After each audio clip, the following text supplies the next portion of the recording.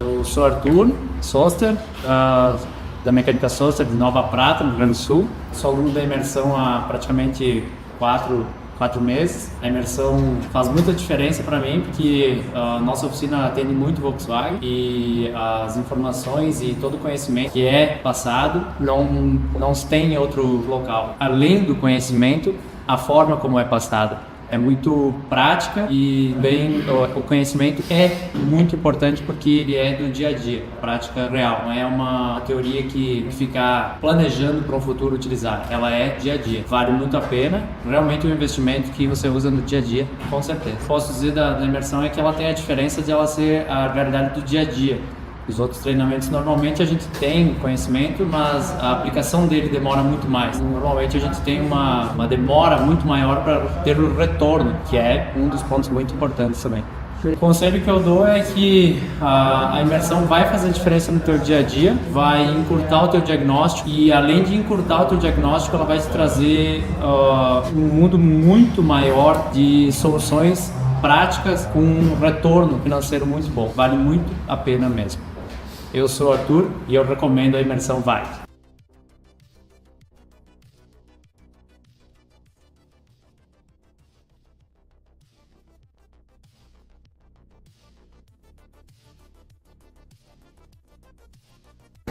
Meu nome é Fernando Melo, sou da Box 1900 de Curitiba, sou aluno da imersão desde a primeira turma. Na verdade, todo o conteúdo foi muito importante, a nossa linha de trabalho não era Volkswagen, hoje nosso trabalho praticamente 50% Volkswagen. Todo o conteúdo ministrado na imersão VAG trouxe muito rendimento, não só a parte técnica, como a parte de gestão também. A gente já pegou alguns defeitos que hoje a gente só de chegar, de diagnosticar com o IP Scanner, a gente já sabe como proceder, coisa que não sabia antes, né? Principalmente parte de comando, os IA88, parte do IA211, 3 cilindros também era um pouco de mistério para nós, dia de letra. Eu recebo, na verdade, mais indicação direta da Alvento, né? O bot meu, o cliente chega na Alvento e acaba direcionado pra gente. Comunidade muito boa sempre, porque às vezes você tá com uma dúvida e alguém já tira essa dúvida, então o acesso à informação é muito mais rápido, com várias dúvidas que a gente tem e a resposta já tá lá. Às vezes até uma pesquisa, a resposta já tá pronta lá na comunidade. A imersão basicamente é um curso, ele não é um curso final de semana, ele é um curso todo dia, né? Toda aula nova, toda dúvida nova, todo aluno que tira uma dúvida na comunidade, é um curso, o ano inteiro tem curso. Tá perdendo tempo e dinheiro. Sou o Fernando e eu recomendo a imersão VAG.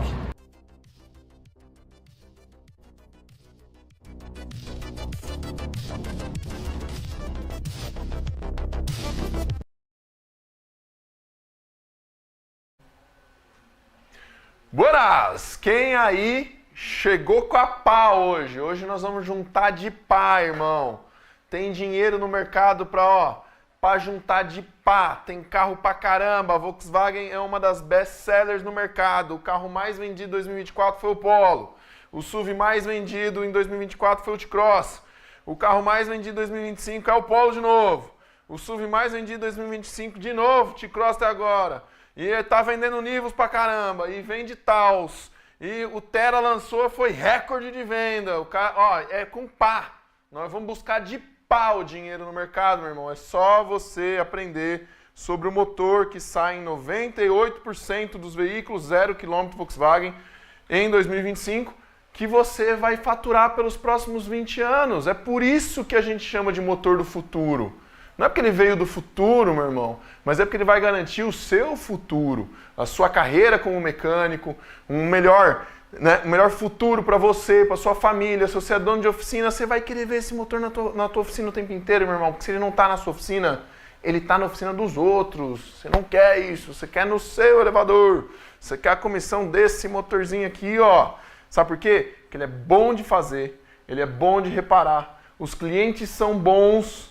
E com o conhecimento que eu estou passando para vocês aqui nessas 4 lives, meu irmão, adivinha como é que você vai juntar? Você vai juntar de pá, cara. É pá. Bom, para quem assistiu o Legado 888, quem é que lembra do Carlos Alberto? Esse aqui era o Carlos Alberto, não dá para mostrar, né? Não precisa nem vir no Zoom, diretor. Mas acredita em mim, tá escrito Carlos Alberto aqui, ó.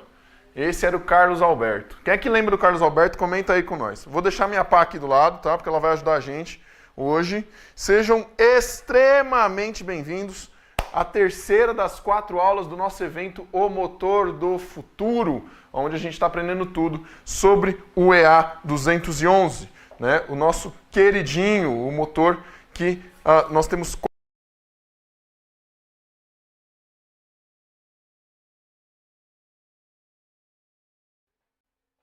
Opa, voltou, caiu a câmera. Ó, ninguém se machucou não, né? Caiu a câmera, caiu a câmera? Não, tá ótimo. Agora voltou. Ah, você precisa ajustar a cor? Diretor, fica tranquilo, diretor. Ninguém tá preocupado com a minha coloração. O pessoal quer saber do motor. Bom, nós tivemos uma aula na segunda-feira, onde eu falei bastante sobre diferenças desses 4 motores.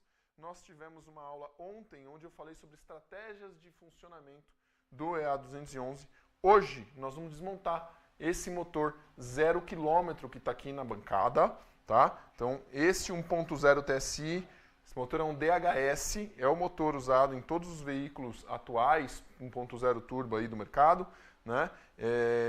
Então, se você tem um 200 TSI, debaixo do capô é esse motor aqui. Esse motor foi comprado parcial e 0 km, tá, pessoal? Por quê?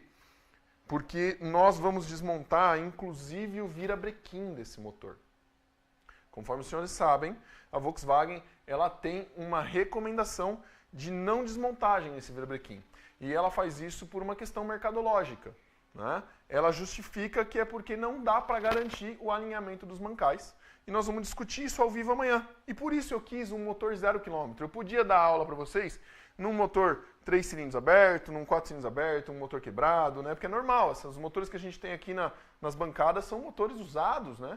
Motores que, enfim, tiveram quebras mecânicas, então, hora ou outra, falta pedaço neles, né? Aqui, esse aqui tem uma janela de inspeção de biela aqui, né? No primeiro cilindro, né? Opa, bati a mão no microfone, vocês estão me ouvindo bem? Tá tudo certo?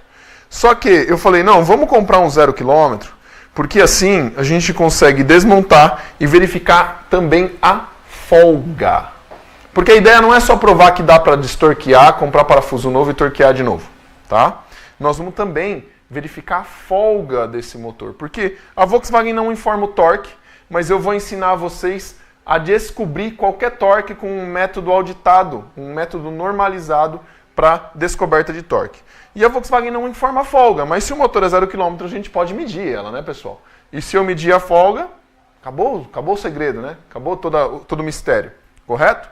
E aí vocês vão poder receber essa informação, ok? Então hoje a gente começa a desmontar, eu vou passar por cada peça desse motor, a gente vai falar sobre os detalhes e defeitos aqui também. Vamos continuar um pouco o papo de ontem da estratégia de funcionamento do motor. Então peguem papel e caneta para anotar, Perfeito? Bom, já que hoje nós vamos desmontar motor e nós vamos falar bastante sobre parafuso, o material que vocês vão receber hoje é esse aqui, ó. Pode focar aqui, diretor. Esse aqui tem preto e branco, mas o que vocês vão receber está em colorido, tá? Torques de aperto do EA211. Só do 1.4, Luciano? Não, nós temos de todos os motores. Olha só que legal o material. Vai passar pelas 4 versões, 1.4, 1.6, 1.0 MPI, 1.0 MSI. E olha aqui, ó, todos os parafusos do motor com os torques. Estou, por quê?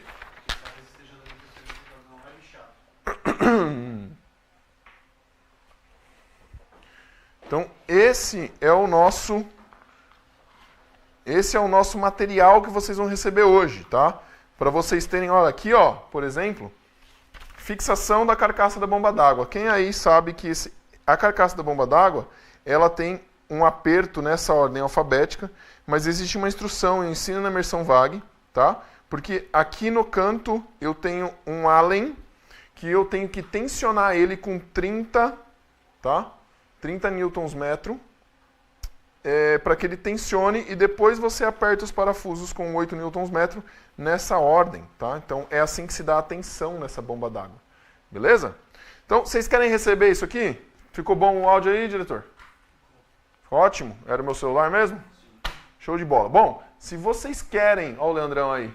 Buenas, Leandro. Que bom, cara. Se vocês querem receber esse material, vocês já sabem. O material está no grupo de WhatsApp, que todos os senhores deverão estar participando já, porque nós vamos mandar não só esse material, como todos os outros.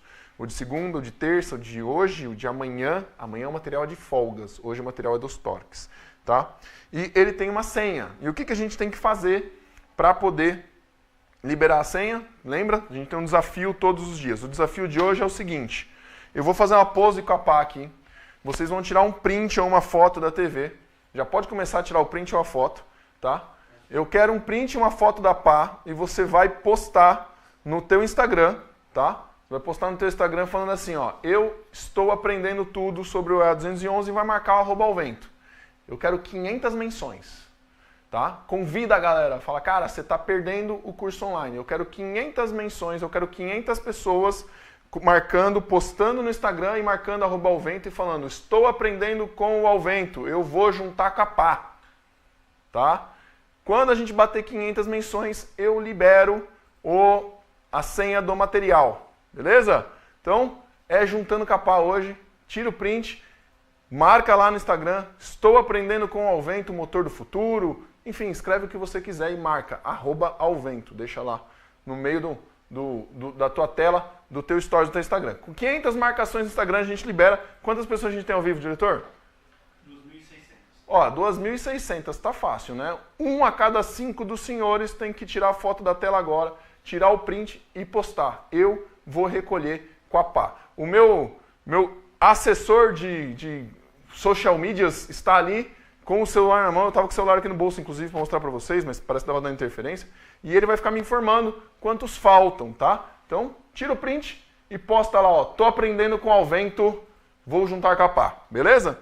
Bora fazer isso acontecer. Bora começar a desmontar esse motor, turma? Bora nós? Gabrielzão, faz um favor para mim. Pega uma água para mim, eu vou deixar a garrafa aqui no canto, ó. Eu esqueci de pegar água. Então vamos lá, turma. Eu quero começar a desmontar esse motor aqui pela parte da injeção direta, que nós falamos pouco sobre ela ontem, tá? Eu falei para vocês que existem erros sobre mistura pobre envolvida, certo? E que a gente tem 2 erros aqui, tanto 2177 quanto 171, que são os principais que costumam aparecer. Quando a gente fala, pessoal, sobre mistura pobre, o que o motor está querendo dizer? Muitas vezes a nossa tradução que o código de falha, que o erro traz para nós no scanner, ela tem que ser interpretada, tá?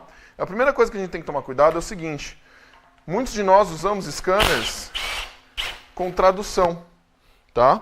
E o código de falha, a maneira como ele é apresentado a nós, né, é um código universal, correto? É um código que a gente chama de código P, certo? Então, um código de erro de powertrain, ele apresenta um erro com P. Se o código de falha tiver um início U, é um erro de comunicação, um erro de rede, né?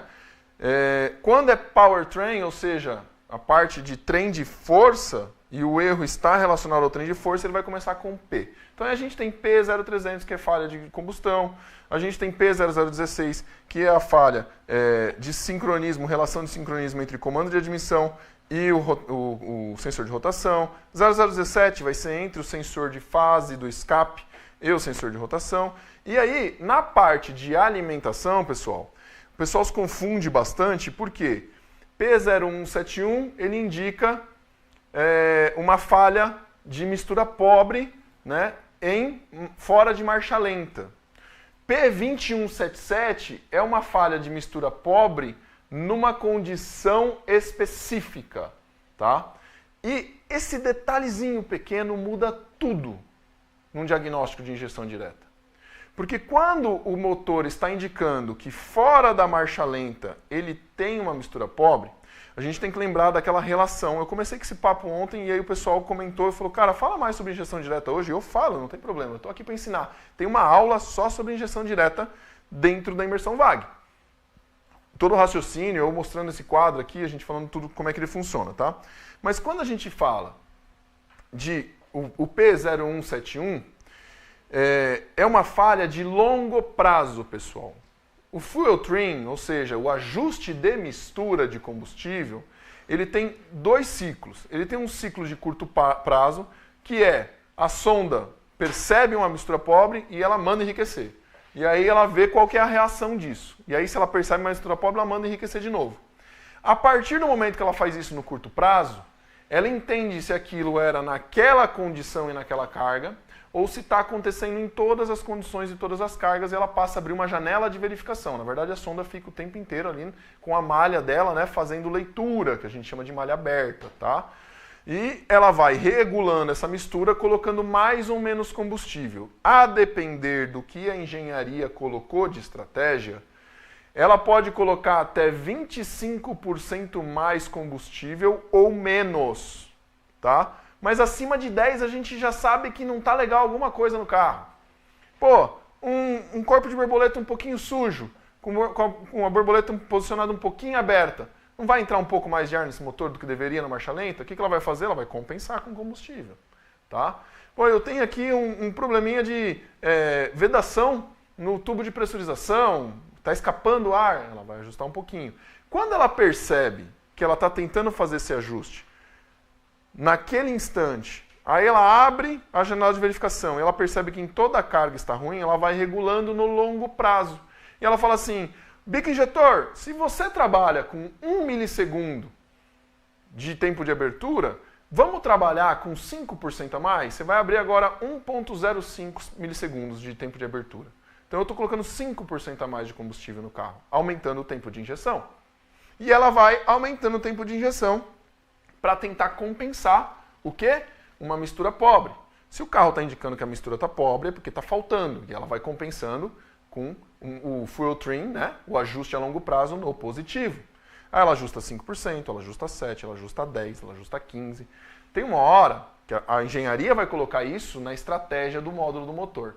Pô, passou de 15%, acuse o erro no painel porque tem alguma coisa errada porque eu estou colocando combustível em excesso. Ou passou de 20, ou passou de 25. Coloquem na cabeça de vocês que vocês podem olhar isso em todos os carros que passarem na oficina de vocês. 100% deles. Tá? O cliente não relatou luz de injeção acesa, mas o carro está passando na nossa mão, a gente tem que ter esse desejo de investigar as coisas e de descobrir se está tudo certo. Então você vai lá, no ajuste de longo prazo, e olha como é que está o dado. Ah, o dado está 1%, 2%, 3%, 5% positivo ou negativo. Fino, normal, tudo certo.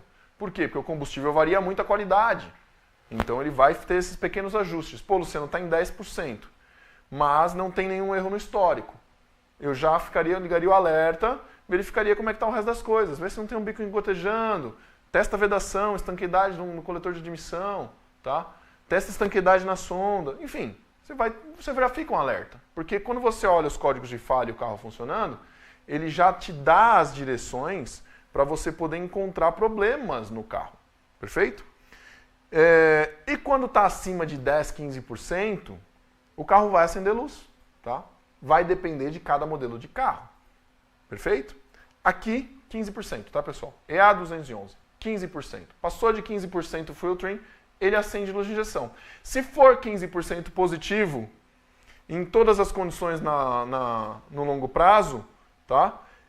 Ele vai acusar a mistura pobre a longo prazo, que é o 171. E aí eu quero que vocês entendam. O problema de mistura pobre no longo prazo, ele normalmente está relacionado ao sistema de baixa pressão. O sistema que alimenta a bomba de alta, ele vem do tanque e ele varia entre 4 a 7 bar. Tá? Então, a minha bomba lá no tanque está sendo modulada por um módulo que a gente chama de EKP. Ela aumenta a frequência através do PWM, aumentando então a rotação da bomba, e a bomba varia entre 4 a 7 bar. Marcha lenta ela tinha que estar entregando 4. Se eu vejo que tem um 171, a primeira coisa que eu vou ver é como é que está o percentual da bomba que eu falei para vocês. Porque se ela entrega entre 4 a 7, marcha lenta a gente sabe que é a condição mais tranquila do carro, que ela tem que estar entregando menos. Se esse percentual de bomba está muito alto, é porque de fato esse 171 tem a ver com bomba. Tem a ver com alimentação prévia à bomba de alta. Faltam 400 menções, tá? Faltam 400 menções, turma. A gente teve 100 menções até agora. A gente precisa chegar em 500, tá? Então, tira a foto aí. Pode tirar foto agora. E coloca lá, tô aprendendo sobre estratégia com o Luciano da Alvento no EA211 e marca o @Alvento, tá? Então, eu tenho um problema daqui para trás. Verifica lá. Pô, realmente, Luciano, tá com um percentual de PWM muito alto, solicitação da bomba de baixa tá muito alta. Então, eu faço o quê? Eu coloco o manômetro. Aqui na entrada você pode pôr, ó. Vem aqui e põe o manômetro no capô. O combustível que está chegando aqui, a pressão que está chegando aqui é a que importa pra gente. Você pode verificar lá no banco, lá debaixo do banco, no tanque de combustível? Pode, mas a pressão que está lá e a que chega aqui, ela tem que chegar aqui boa. Certo? Então, mede ela aqui, ó. Mede direto aqui, tá? E aí você vai ver, pô, marcha lenta não está chegando 4 bar aqui. Ontem não entreguei o PDF para vocês com as pressões? Marcha lenta não está chegando 4 bar aqui, que você sabe que é o mínimo. Eu tenho problema na linha de baixa. Aí a primeira coisa que eu faria, Luciano, eu trocaria o filtro. Beleza? Porque o filtro pode estar interrompendo a linha. E depois você vai verificar a bomba de baixa, de fato. E terceiro, vamos verificar se o PWM do EKP está correto, pessoal, tá? Porque tem a terceira coisa, pô, o PWM do EKP tá normal. Eu acelero o carro, eu dou carga no carro, eu solicito pressão de alta no carro e o carro não varia a pressão de baixa, cara, o problema pode ser o módulo também, tá? Aí tem uma aula bem grande na imersão que a gente mostra como pegar esse sinal com osciloscópio, se for o caso, mas eu mato a maior parte dos defeitos na lógica, tá? Bomba de alta do CYTA, aqui é um DHS, né? Pessoal, a gente já falou ontem, eu não abro para fazer preventiva de limpeza, mas se vocês quiserem abrir, fique à vontade. Eu falei, eu justifiquei para vocês o porquê, que acho que depois que você mexe, você vira o padrinho da coisa, tá? Então eu não abro. O componente dá problema por si só, se você ficar abrindo para fazer limpeza e começar a dar problema, o cliente pode achar que você colocou o problema no componente, tá? Vai funcionar aqui de 100 até 250 bar de pressão, beleza? Essa é a nossa bomba de alta. Perfeito? Vamos lá, vou tirar aqui o rail com os bicos injetores.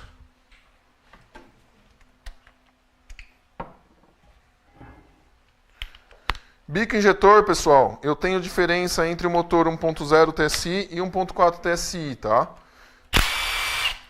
Eu vou ter motor... Ah, eu quero mostrar um negócio para eles. Gabriel, vem cá, rapidão. Uhum.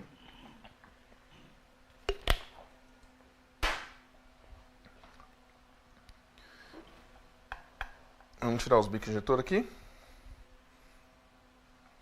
E tudo novinho, hein, galera? Que belezinha, né?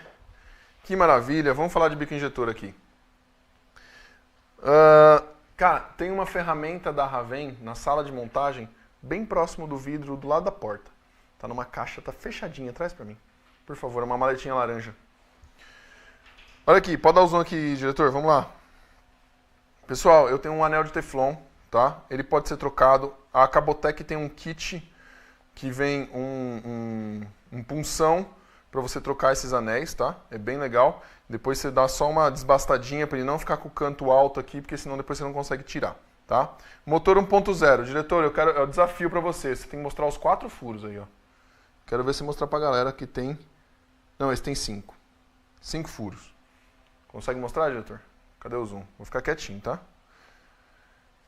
Olha lá, pessoal. Hã? Bem aqui, ó. Bem aqui na pontinha, ó. Cara, olha o zoom do diretor, hein? Tá contando aí, galera? 5 furos no bico injetor? Olha que beleza, tá? Show de bola? Pessoal, bico do 1.4, ele tem outra configuração de furos. Não montem no carro se não for para ser carro preparado, porque senão ele não vai conseguir ajustar o fuel trim. História rápida para vocês. Pode vir para geral, diretor. Compramos o bico numa distribuidora Bosch. A gente compra isso aqui Bosch direto, bastante. Compramos a distribuidora Bosch. Vem na caixinha, a gente identifica, coloca no estoque, abrimos a caixinha, colocamos no carro. O carro tinha um monte de falha, um dos problemas era bico injetor, e depois a gente apanhou por dias, assim, acho que 2, 3 dias procurando a falha no carro, porque tudo era novo e estava tudo certo. E o problema é que o bico injetor que veio dentro da caixa da Bosch não era o bico do 1.0, era o bico do 1.4.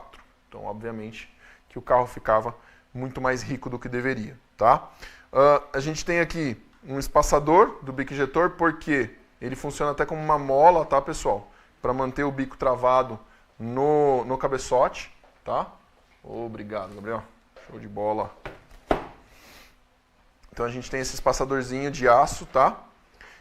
Não vem separado, não vem com o bico, na verdade. Tem que comprar separado em concessionária. Alguns carros a gente já pegou sem. O bico fica pulando fora e fica escapando compressão, tá? Então tem que ficar esperto. Se tiver sem, não monte sem, tá? Coloquem ele de volta no lugar. Aqui, na flauta, você vai ter montado o sensor de alta pressão de combustível, tá? Luciano, eu quero pegar o sinal dele por PWM, eu quero pegar o sinal dele no osciloscópio. Cara, não perde tempo com essas coisas, não precisa, não sofram à toa. Pega o sinal pelo scanner, gente. O scanner te entrega tudo. O motor montado, o carro funcionando, você pega tudo isso.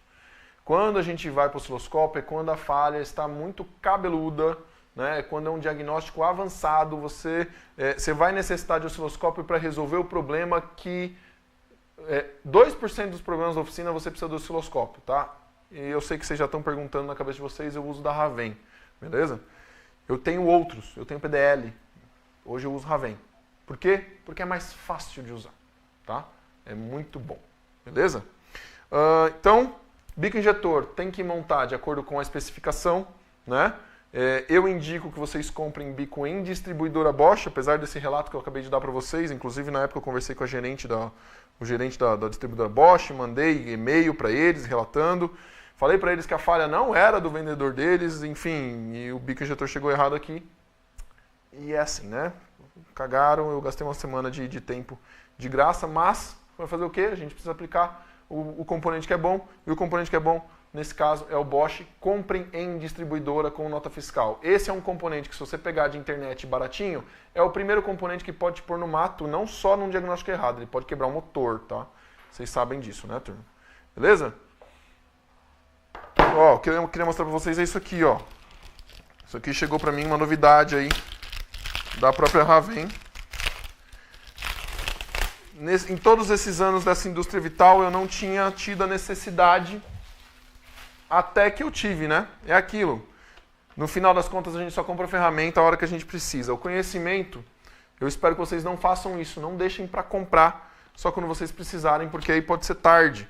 Aí você pode ter gasto um tempão. O que é isso aqui? Conjunto 101-250 da Raven. Extrator de bico injetor, tá? Extrator de bico injetor. Ele serve para Fiat, Ford, Hyundai, Jeep, Land Rover, Mercedes, Renault, Volvo e Volkswagen. Tem um outro adaptador para Mercedes, longo, tem um adaptador de rosca para injetor BMW, e com 2 furos oblongos para injetor GM e BMW. Olha que legal esse kit. Tá? Kit para remover bico de injeção direta. Bico diesel a gente já sabe que sofre bastante, né? Quem nunca sofreu para arrancar um bico diesel? Só que eu não tinha tido problema para tirar bico injetor de Volkswagen até então, até que eu tive. E aí, para não perder um cabeçote, eu liguei para a Raven e falei, gente do céu, eles falaram, não, eu tenho aqui. Eu falei, então manda. Então, aí que acontece? Isso aqui serve para quando o bico injetor está preso no cabeçote. E aí você vai tirar o espaçador e ele vai prender aqui, ó, tá? Vai pegar o adaptador, vocês viram que eu acabei de abrir, nunca usei.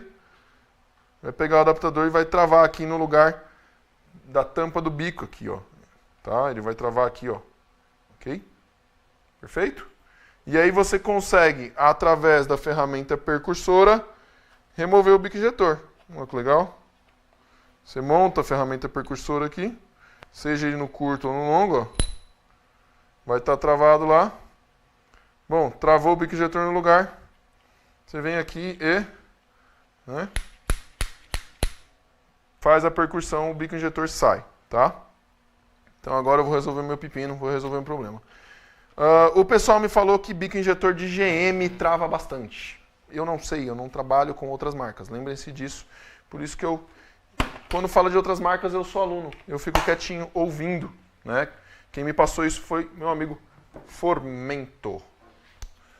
Beleza? Especialista GM lá em Blumenau, tá? Olha que bonito o nosso cabeçote. A gente falou de descarbonização no primeiro dia, tá? Falamos bastante sobre isso. Eu vou desmontar outras coisas com T30 aqui rapidinho, ó, pra gente adiantar. Então eu vou tirar os dois sensores de fase. Vou tirar o tampão traseiro do motor aqui, ó. A gente tem que remover esse tampão traseiro quando nós vamos usar a ferramenta de fasagem para trocar a correia dentada, tá? Vou remover os dois T30s que prendem as solenoides variadoras, tá?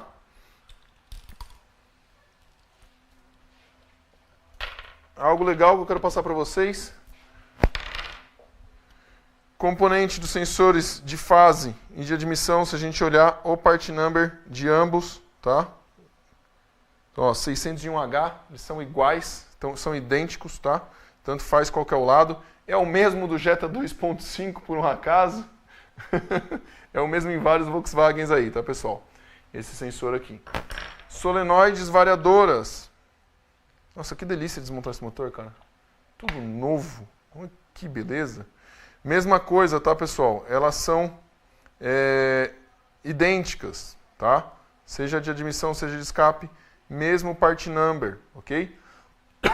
Lembra que eu falei para vocês que a Volkswagen projetou um motor modular e que ela foi muito inteligente porque ela aproveitou muitos componentes e ela não complicou mais a nossa vida? Era sobre isso que eu estava falando. Quando ela coloca um motor onde o sensor de fase é igual, a solenoide variadora é igual, né? É igual tanto do 1.0 quanto do 1.4 quanto do 1.6. Cara, ela está facilitando a vida dela e a nossa ao mesmo tempo, tá? É isso que ela está fazendo. Beleza? Eu derrubei um parafuso no furo da vela, tá? Vamos lá. Quantas menções nós temos, Gabriel? Fala para nós, para a gente adiantar para o pessoal. Aqui, ó, quando vocês forem fazer a fasagem, falei que eu ia dar mais umas dicas para vocês, tá? Cuidado, pessoal, com o seguinte. A polia da bomba d'água no coletor de escape, tá? Ela encaixa desse jeito. E olha só, Gabriel falou que está contando. Ela encaixa desse jeito também. Vocês estão vendo que aqui a meia-lua ficou para baixo? E aqui a meia-lua está para cima?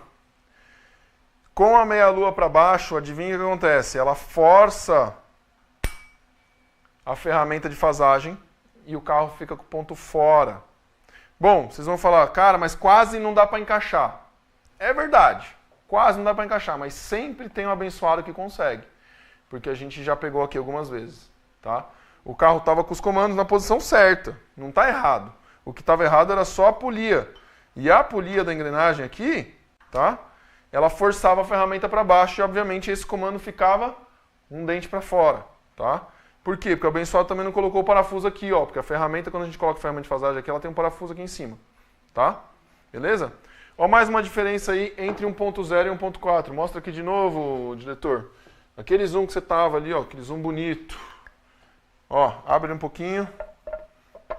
Olha só, pessoal. Nosso came, né, que dá os impulsos à bomba de alta, no 4 cilindros ele é quadrado. No 3 cilindros ele é triplo. Por quê? Porque eu tenho um impulso para cada cilindro. Perfeito? Tá? Tem um impulso para cada cilindro. Tá bom? Outra coisa que a gente comentou também. Pode deixar o zoom aí, diretor. Esse zoom tá bonito. A galera tá gostando do zoom do diretor? Que reclamaram na segunda, né? Aqui, pessoal, que eu ia falar? Ah, aqui, ó. Lembra que eu falei para vocês do respiro de óleo da tampa nos turbos? Olha lá como esse aqui, ó, tem é como se a usinagem da fábrica, ela vai e afunda a usinagem até o canal ficar a descoberta, né? Fica descoberto no caso dos motores turbo. Olha a gaiola dos motores aspirados. Olha aqui, ó. De novo o zoom, diretor. Olha lá, ó. Ela é fechada, tá vendo, ó?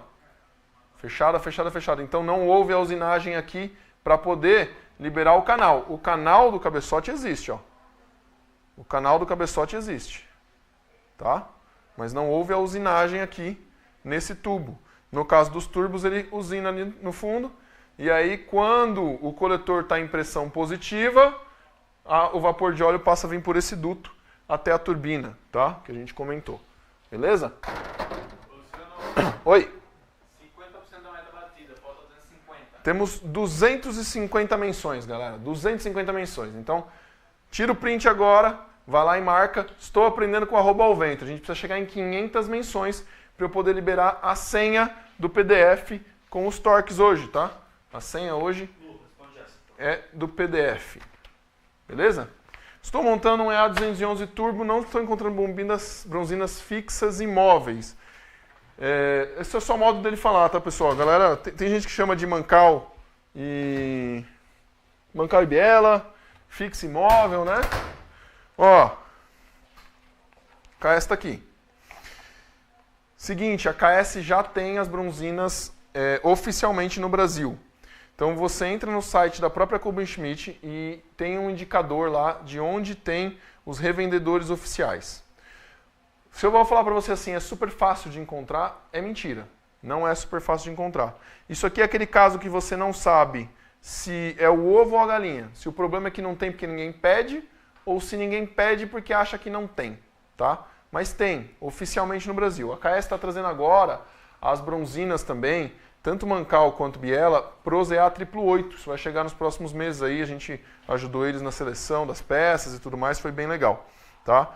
E essas caixas que estão na minha mão aqui são 0,25, ok? São 0,25, então dá para encontrar isso 0,25 também, tá? 0,25, 0,50 e Standard. E pistão tem 0,50 também, tá bom? Então, se tiver dificuldade, estender uma gentileza, os meus alunos da Imersão VAG, os buenos, eles têm o telefone do meu departamento de peça aqui na oficina, e aí trabalha com o meu estoque, entendeu? Aí você liga para o meu departamento de peça aqui na oficina, você vai falar com o meu comprador de peça, o meu vendedor, e ele te fala, cara, tem no estoque e a gente vende também, tá? Pela Alvento Parts. Então, qualquer coisa, tem um @Alvento Parts lá também, procura que você pode encontrar a gente lá, tá? Vamos tirar, eu vou sacar aqui primeiro o trocador de calor, só para a gente falar dele. Vamos lá. E nós vamos tirar também os...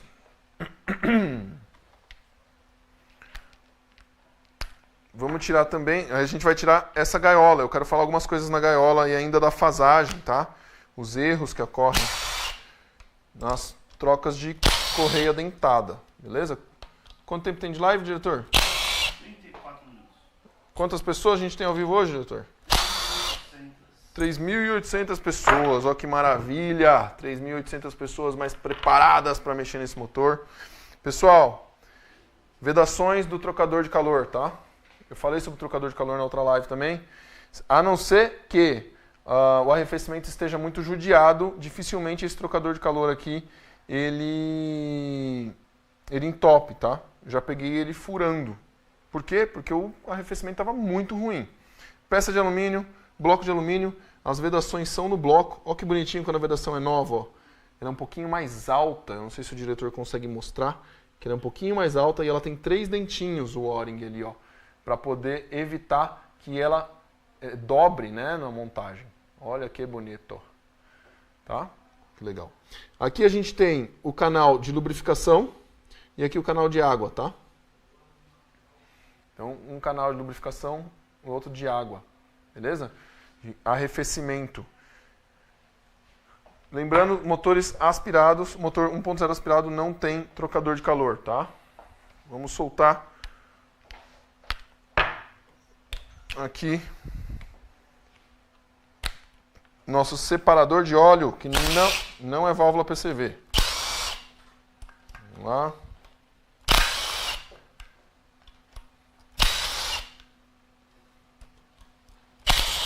Nossa. Começar espanando os parafusos novos, que delícia. Parafusadeira Power aqui também. Que é a primeira vez que vocês veem alguém usando uma parafusadeira de meia para soltar parafuso T30, né?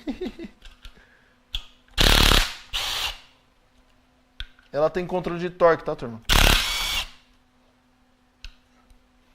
Inclusive, eu acho que a bateria dela tá até baixa, que eu tô usando ela desde o dia 0.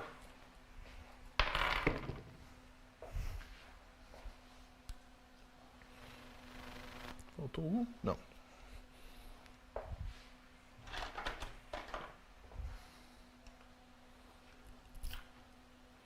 Que delicinha. Ó. Cara, quantidade de cola. Vamos observar isso aqui junto? Deixa eu deitar o motor um pouquinho mais. Mostra aí pra eles, diretor. Olha a quantidade de cola que tinha.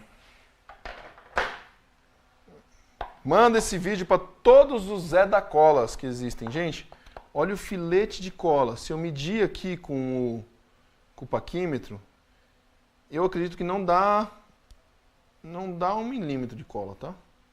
Só o filetinho, só no meio, ela espalhou aqui um pouquinho, ó. Aqui por baixo saiu um pouquinho também lá para fora, mas cara, muito fino. E a tampa, tira o zoom um pouquinho, diretor?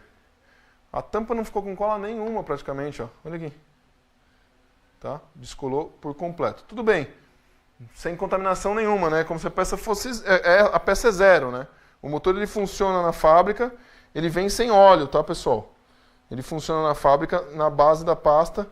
Eu acredito que eles... eu tive lá, inclusive, perguntei, eles não souberam me dizer se eles esvaziam ou se faz um enchimento e esvazia na máquina que faz o teste, tá? Mas é zero, né? Como novo, vamos dizer assim, tá? Eu vi lá uma máquina bem legal, o motor entra, ela é automatizada, eles conectam os chicotes, os componentes, tudo rapidinho, e aí a máquina, ela injeta, tem um furo aqui atrás, aqui na parte traseira, e ela injeta ar, testando vedação, e depois ela já faz o teste de compressão do motor, tá? É bem bacana mesmo, 100% da produção do motor é testada, tá?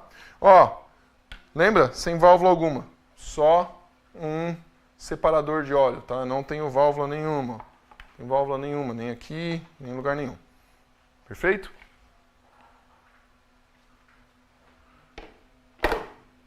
Ah, tá interessante a gente lembrar uma coisa, ó. Vem cá, deixa eu até comentar sobre isso. Por onde que o ar vai preferir passar? Depois que ele bater em todas essas paredes e passar por esse furo, onde ele encontra outras aletas aqui, onde ele pode condensar de novo, para passar por esse furo e aí sim ser alimentado para a turbina, ou por esse pequeno furo aqui, ó. Esse pequeno furo é o que alimenta o que vocês costumam chamar de PCV, mas é só a membrana unidirecional lá no coletor, tá? É só esse furinho aqui que passa o vapor de óleo lá para o coletor, tá? Então, bem pouco vapor de óleo mesmo. Perfeito? Tampa de óleo fora. Zero também. Vamos tirar a gaiola? Bora? Bora nós?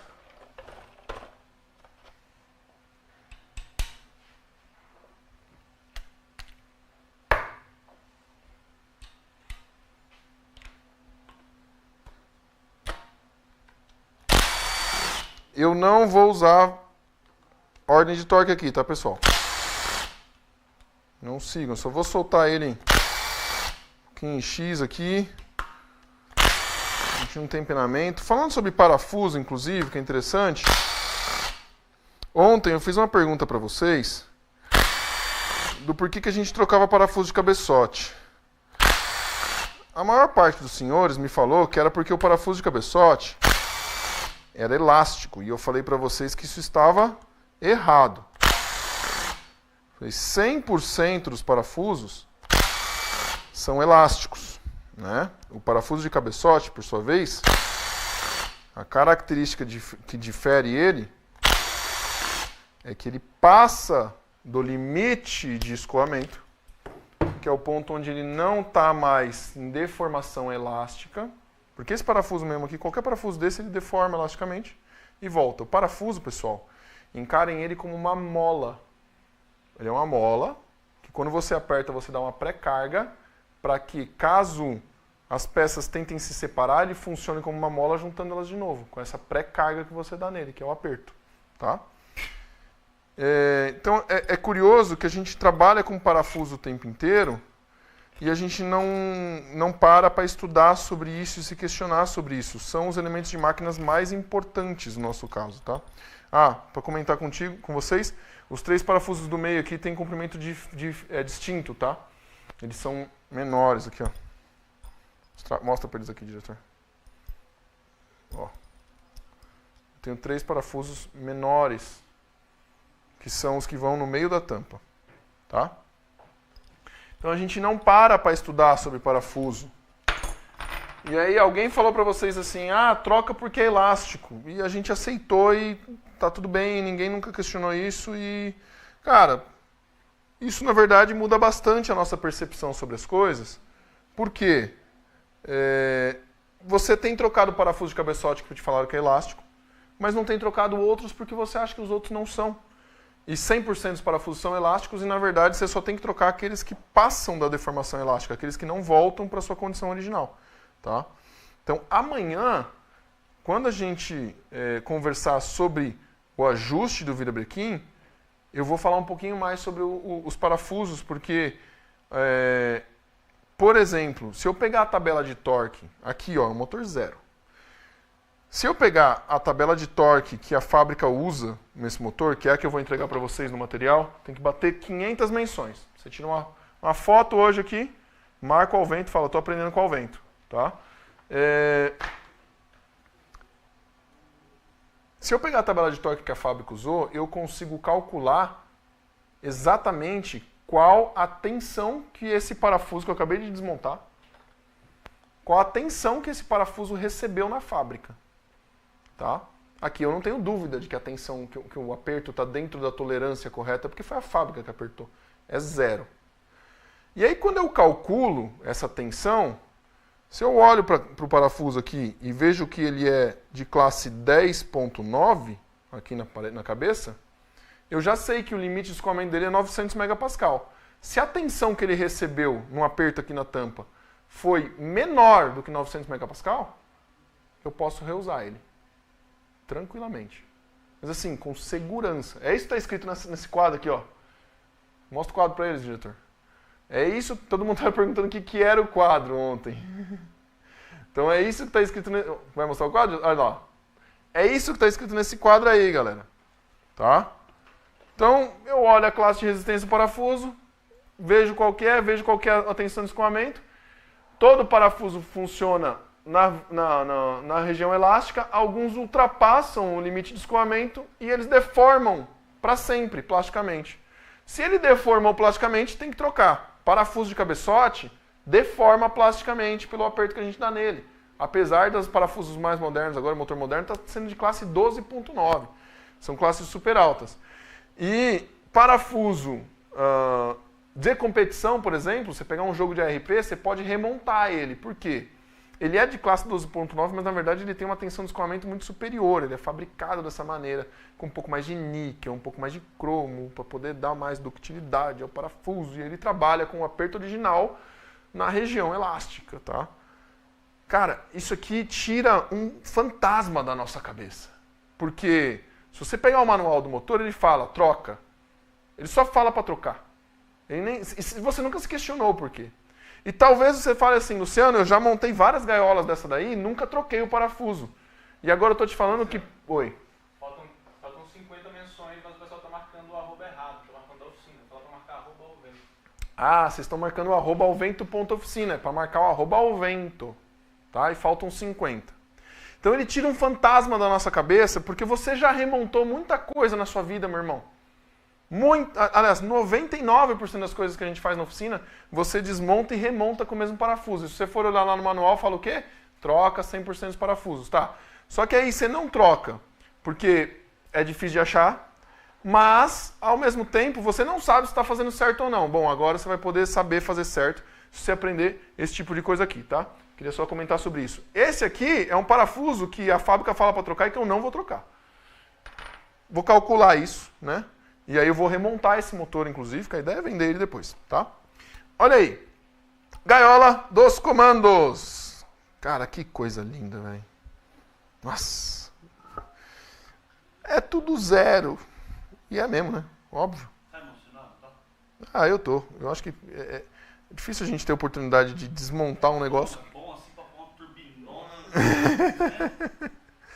Pessoal, vamos falar da gaiola aqui, ó, tá? Junta metálica, é modular, né? Então eu falei para vocês,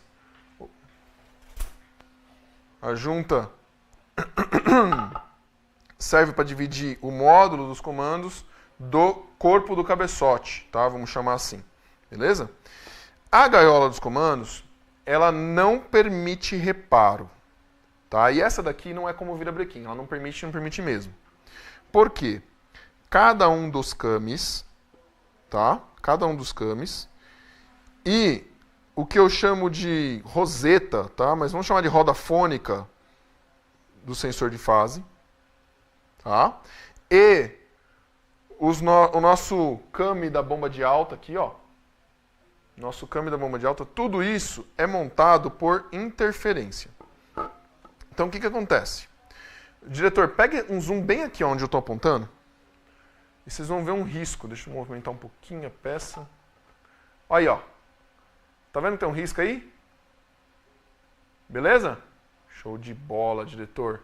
Tem vários desses na peça, tá? A peça é zero e ela já tem esse tipo de risco. Aqui, ó. Bem aqui no meu outro dedo, diretor. Tira um pouquinho, o zoom vem pra cima aqui, ó. Vem pra cá, vem pra cá, vem pra cá. Mostra aqui, ó. Bem perto. Isso aí, ó. Roda fônica aqui, ó. Aqui, ó. Vem aqui no meu dedo aqui, ó. Aqui, rapaz. Aqui, ó. Aí, ó. Aê. Olha os riscos aí, ó. Luciano, o que aconteceu? Por que está arriscado? O que está de errado? Vamos lá.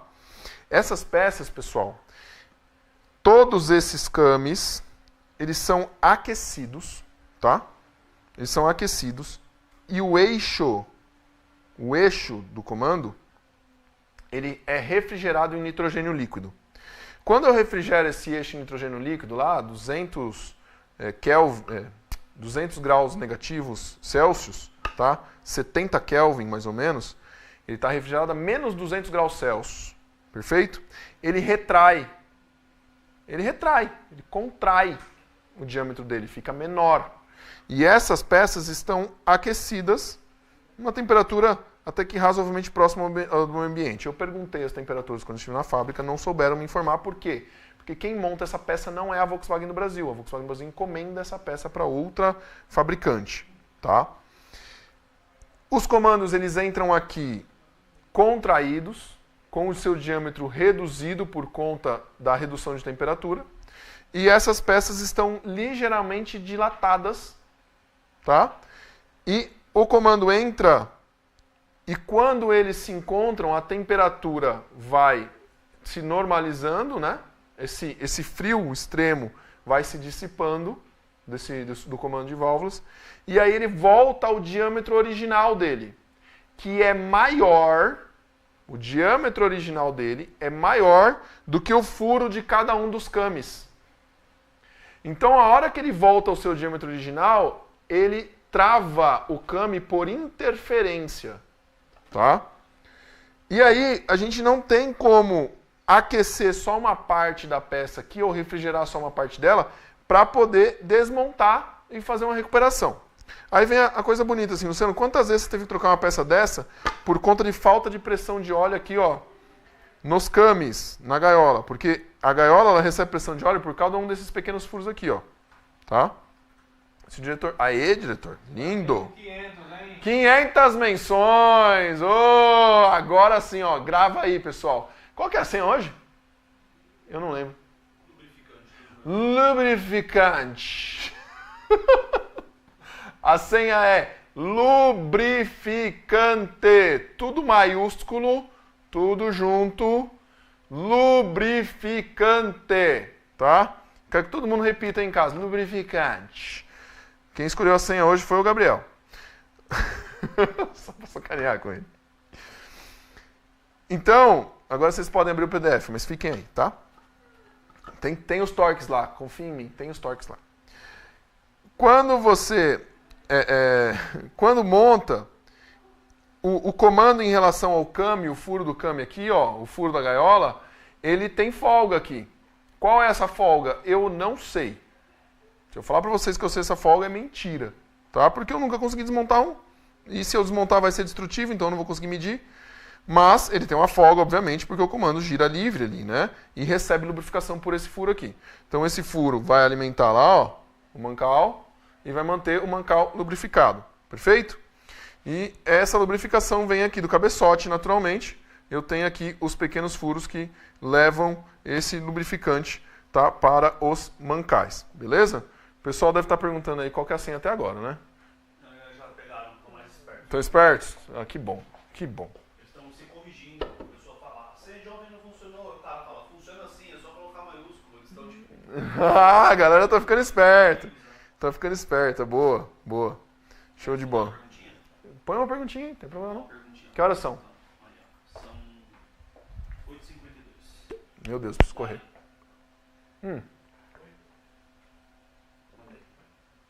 Cadê a pergunta? Tem um up para fazer amanhã. Está dando esse defeito de 2177 e falhando em lenta. Por onde começa a testar? Boa. Excelente pergunta, Caio César, porque eu falei do 171. Falei do 171 e não falei do 2177, né? Porque daí eu falei assim, ó, se é 0171, como ele está mistura pobre fora de marcha lenta, ele está com erro no longo prazo. Quando a gente tem 2177, pessoal, geralmente o erro é no curto prazo. Ou seja, a hora que o cliente acelera, ele deve estar dando cabeçada, deve estar dando falta. Tá? Num momento muito... pode ser só naquele momento, só naquela condição, só naquela carga ou naquela temperatura. Então a primeira coisa que você começa a olhar, Caio, é o que a gente chama de quadro congelado. O freeze frame. Entusiastas, ouçam o pai Luciano falar. Pelo amor de Deus, para de usar scanner China e apagar o erro do carro. Porque vocês chegam na oficina e falam assim, tava com erro, eu apaguei. Eu falo, ótimo, meu irmão. Você me trouxe uma criança que você falou que tinha febre ontem e hoje não tosse mais. Aí eu não consigo descobrir o que estava acontecendo. Entendeu? Não apaguem os erros da memória, por favor. Tá? Deixa o erro lá. O erro é o histórico, o erro é o que entrega para nós, é a bússola, é o que aponta a direção. Então vai lá, entra com o scanner, se você tem um scanner bom, tá? Entra com o scanner e olha o quadro congelado, freeze frame em inglês. No quadro congelado ele vai te entregar todas as informações do momento de falha. Ele vai falar assim, deu 2177 porque estava 3.500 RPM, a temperatura de arrefecimento estava 42 graus, opa, você já sabe que está em fase fria ainda, eu estava com 70% de carga, né? Ou seja, o cliente estava acelerando, tá? A pressão de turbo era essa, estava assim, estava assado, ele entrega tudo, todos os dados que ele tem. Ele entrega até a tensão da bateria. Você já parou para pensar que, às vezes, não um 2177, mas um P0300, às vezes é gerado por bateria errada, tá, pessoal? Então, olha isso e entenda.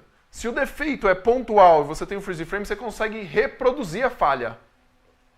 Quando você reproduz, você vê de novo os dados e eu olharia a pressão de alta nesse carro, e depois testa estanqueidade de bico e vê se não está acompanhado de falha de ignição em algum dos cilindros, para você ficar mais atento naquele cilindro. Então coloca lá nos dados contínuos do carro, contador de falhas, cilindro 1, 2 e 3, coloca pressão de alta, tá? Pressão de turbo, por que não? Tá? E vamos olhar isso em relação à temperatura também. Que veja lá no freeze frame qual que foi a temperatura que deu a falha. E aí você passa a tentar reproduzir essa falha. 2177 geralmente é injeção de alta. Ou é bomba, ou é bico. Se tiver em todos os cilindros, as falhas forem aleatórias, vai na bomba. Se tiver em um cilindro, testa bico. E não troca bomba porque você não testou bico. Testa tudo. Amores da minha vida, vocês são mecânicos. Vocês têm que trabalhar com raciocínio lógico. Fala para o cliente, meu irmão, paga a minha hora de diagnóstico, por favor. Você não quer que eu troque peça chutando as coisas, porque fica mais caro pro cliente, fica mais caro para vocês, entusiastas, donos de carro. Então chega no mecânico e paga com prazer. É igual você falar assim, cara, é que eu não quero pagar a consulta do médico, então eu saio tomando tudo que é anti-inflamatório, agora eu tô me medicando sozinho. Entendeu? Estou tomando antibiótico. Você não quer isso, entendeu? Você prefere pagar a consulta do médico, saber o que é, tomar o remédio certo e ficar bom logo. É mais barato. Entendeu? Não dá contraindicação, não dá efeito colateral. Perfeito? Percebe? Então, cobra do teu cliente essa 1 hora e investe essa hora no carro. Quando você investe essa hora no carro, não tem como você não descobrir o defeito, cara. Ainda mais no defeito de injeção direta. É um defeito simples, é um defeito bom de pegar.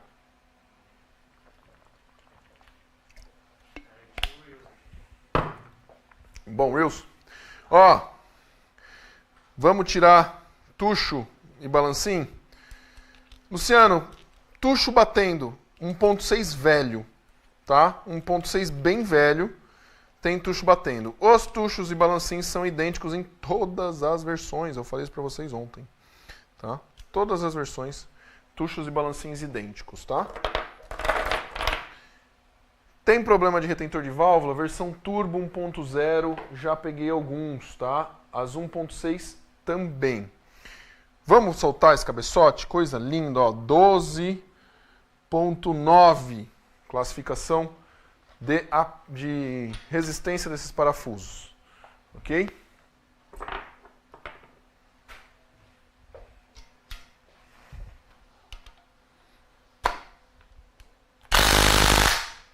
Ixi. Não vai aguentar não. Vai ter que ser na alavanca. Quer ver que eu não tenho alavanca aqui? Hã? Isso que ela tem mais torque que um Civic.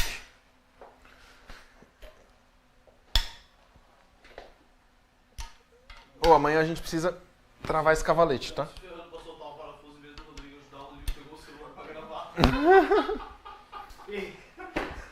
Ó, tanta gente pra segurar isso aí lá. Quer que segura? Né? Tá de boa. Deixa eu quebrar o torque.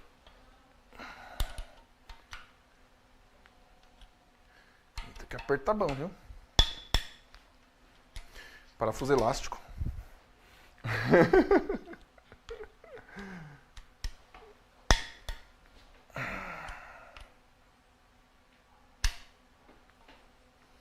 Bom, dá para trocar esse retentor de válvula no lugar? Tem alguma pergunta aí boa, Lu? Olha só, você querendo que eu vá para academia, tá vendo? Dá para trocar esse retentor de válvula no lugar, tá, pessoal? Olha o acesso desse cabeçote, que lindo que ele é. Fácil, fácil, fácil, fácil, tá?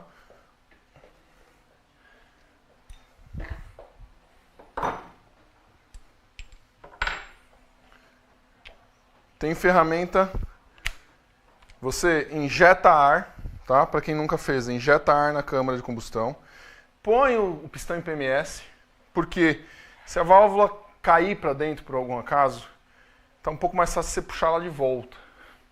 Mas com ar no pistão, com ar no cilindro e o pistão em PMS, o próprio ar comprimido mantém as válvulas elevadas, perfeito? Aí você vai prender a ferramenta na face do cabeçote. Como eu falei, o acesso dele é muito fácil, é muito bom, dá para tirar a gaiola, você tira a correia dentada, tira a bomba d'água. A bomba d'água não precisa nem tirar, né? Mas tudo bem. Saca a gaiola, aí com a ferramenta você vai pressionar as molas, puxar a trava com um imã, né? Eu gosto de tirar as travas com imã. Aí você saca prato. Vou ajudar o diretor. Pressiona a mola, saca a trava, tira a mola, tira prato. E aí com a ferramenta você remove o retentor de válvulas, tá? Instala o outro, volta a mola para o lugar, passa para a próxima válvula. E assim vai, tá? Então dá para trocar os retentores de válvula com o cabeçote no lugar. Luciano, eu prefiro tirar o cabeçote, eu já mando para retífica. Cara, talvez eu mude sua ideia agora, tá? Quando você saca o cabeçote fora, o filho é teu. Qualquer problema que der de motor nesse carro e de cabeçote, a responsabilidade pode vir a ser sua.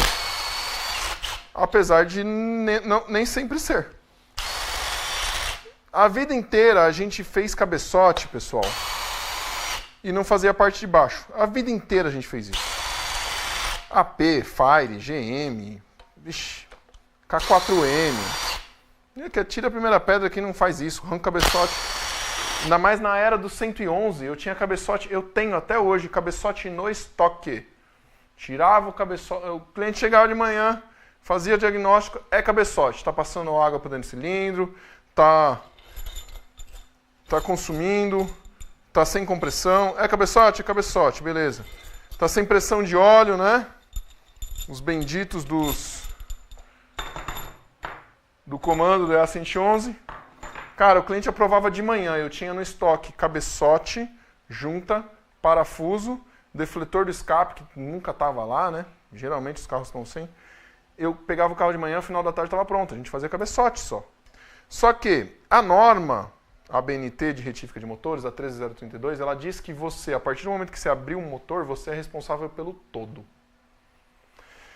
E com esses motores mais novos, mais caros, e até uma geração que está um pouco mais consciente dos seus próprios direitos, e que também, não levem a mal, gente, não é pessoal, eu estou falando de maneira geral, mas hoje falta um pouco o bigode, sabe?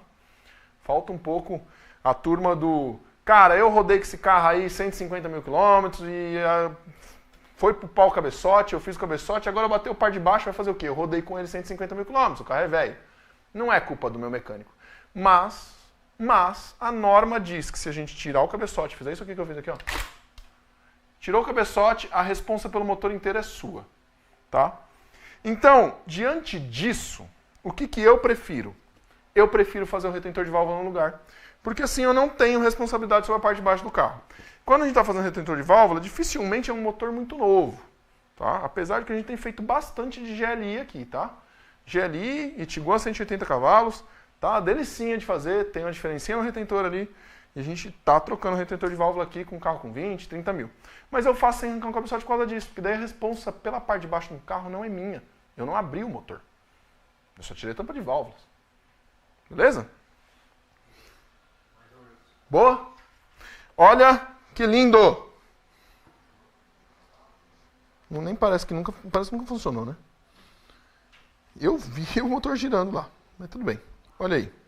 Furo de posição do bico injetor. Vamos colocar o bico injetor no carro. Vamos lá. Ó. Furo de posicionamento do bico injetor. Mostra o bico injetor aí, diretor. Consegue mostrar aí? Aqui? Ó. Furo de posicionamento do bico injetor. Vocês estão vendo que ele tem posição? Olha lá. Tem um furo pequeno em direção à vela, 4 furos em direção ao lado da parede da câmara de combustão, tá? Vocês sabem que o combustível ele entra aqui sendo tombado, né?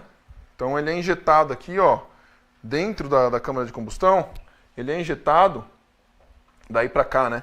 Ele é injetado em onda, assim, ó, do lado de cá do cilindro, tá? Quando ele bate na parede do lado de cá do cilindro, ele encontra o pistão subindo. E aí o pistão faz ele voltar em direção à vela, tá? E a vela, ela tem torque direcional, também não é novidade para ninguém, mas, gente, sigam o torque da vela, tá? 22 Nm. Sigam o torque da vela, porque quando você aperta a vela aqui, ela fica voltada para a direção do bico injetor. Nossa, que bruxaria é essa? Como é que a vela fica sempre no mesmo lugar? Porque o anel de encosto dela é de cobre, tá? No torque correto, se não foi dado um excesso de torque na vela, no torque correto você pode desmontar e remontar de novo, tá? Sempre dando o torque correto, ela sempre vai parar na mesma posição, porque a rosca no cabeçote ela é usinada de forma orientada. A rosca na vela é usinada de forma orientada. Então, a quantidade de voltas mais o torque com o amassamento correto da anilha de cobre, tá? Da arruela de encosto da vela, vai parar ela sempre na mesma posição. Beleza? Então, Luciano, posso tirar e voltar a vela no lugar? Pode. Agora, e se o abençoado do ex-mecânico, o outro cara que tirou e botou vela nesse carro, botou 30 Nm, apertou na mão, não se ligou nesse detalhe técnico que faz uma diferença? Sabe aquela diferença daqueles 5% que tem motor que anda mais que outro? Entendeu? Sabe aquela diferencinha dos 5%? Tá aqui essas diferencinhas, pessoal. Tá bem aqui, tá? É aqui que faz toda a diferença. Beleza? Ó, a junta. O pessoal tá elogiando muito o diretor hoje. É? Tô na cena. Junta coladinho, ó. Eita, nós. Coisinha boa. Olha só. Essa junta agora está com 2 folhas. Ah, não, é que ela está colada já aqui. A folha mais escurecida aqui, ó, bem no meio, ó. Pega aqui, diretor. Tá? Então ela tem as 3 folhas aqui, ó. É que ela colou a de cima na de baixo. Perfeito? Ah, queria mostrar outra coisa para vocês também, que é legal. Eu falei que a junta difere, né? Por conta esses 2 dutos aqui, ó, na parte traseira. Por quê? O cabeçote, vou pôr ele de volta aqui. Olha aqui, pessoal. Eu tenho 2 dutos grandes aqui, ó, na parte do escape. Perfeito? Estão vendo aí, ó? Quando eu pego o cabeçote do aspirado, vamos lá.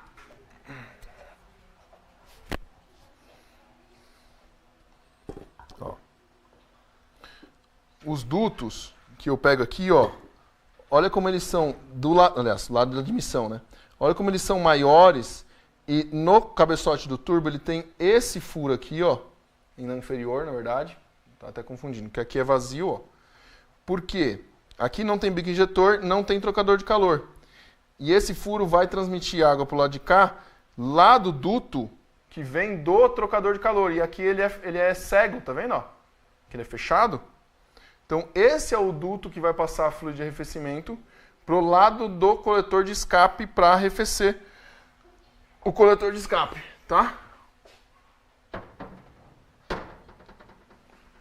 E aí, se a gente olha também aqui por dentro do próprio cabeçote, o cabeçote do aspirado ele é oco aqui, né? No coletor de escape. O do turbo ele tem dimensões maiores, tá?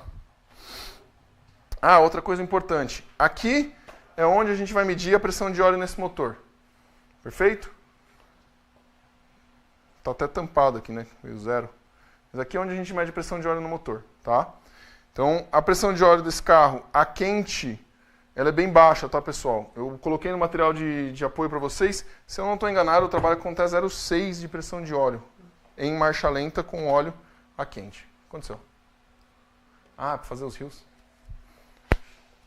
Se der interferência, o Eduardo vai dar um soco em vocês. Eu espero que não tenha interferência, por favor. Vamos lá. Ó, ontem a gente viu o caminho no bloco do aspirado. Consegue pegar daí aqui, diretor? Bem aqui, ó. Você vai ver que não tem o duto de comunicação com o trocador de calor, tá? Aqui, ó. Cego. Perfeito? Vamos olhar aqui? Vai lá, diretor. Mostra pra eles aqui, ó. Olha o duto de comunicação aí com o trocador de calor, tá vendo? 9 e 10. Já? 9 e 10? 9 e 10? Lubrificante? É isso? Vamos tirar o cárter e o sobrecárter. Quem assistiu às aulas da imersão sabe a utilidade que um sobrecárter tem e por que a engenharia utiliza deles, né? Ah, é para colocar bomba de óleo. Não, não é para pôr a bomba de óleo. O que acontece? Bom, eu falo como se eu não fosse contar para eles também, né? Eu não seguro informação nenhuma. Pessoal, quando eu tenho um motor com torque elevado... Ah, curiosidade, lembrei de outra coisa. O único motor que tem sensor de óleo no cárter é o 1.4, certo? E esse carro não tem nem sensor de nível, né? E algumas versões europeias, elas têm um sensor de pressão de óleo que também mede temperatura, mas não é o caso do Brasil. Como então os veículos estão mostrando temperatura de óleo no painel, em especial os Polos Highlines? Eu respondi essa em Rios. Eu vou deixar essa pergunta aí, que quem assistiu em Rios pode responder nos comentários. Então me fala quem foi o primeiro que respondeu. Como é que ele mede a temperatura de óleo? Então, quando eu estou desenvolvendo o bloco do motor, pessoal, ele não serve apenas para acomodar geometricamente pistão e virabrequim, tá? A hora que eu estou projetando esse motor, eu quero ter o uso mais, digamos assim, variado possível desse motor. O motor EA211, no Brasil, ele monta só em veículo transversal, certo? Mas na Europa, a gente tem versões do Audi A4 rodando com ele. Audi A5.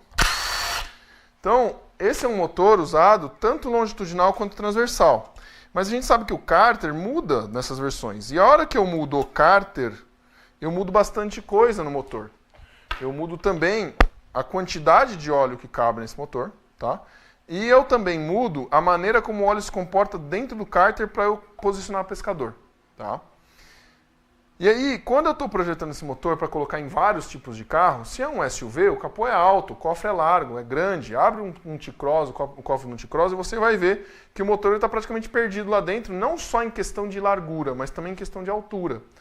Quando eu vou projetar esse motor para ser utilizado tanto num T-Cross quanto num A4, eu já tenho que pensar em capôs mais baixos, tá? Então o motor ele é angulado dentro do cofre do motor. No caso dos carros transversais, Golf, T-Cross, Taos, Nivus, Up, o motor ele é angulado para trás, tá? Como ele é angulado para trás, eu não consigo ter um motor que possa ficar tão baixo o virabrequim, para eu não interromper o fluxo da transmissão, né? E não ficar com semi-eixos arqueados.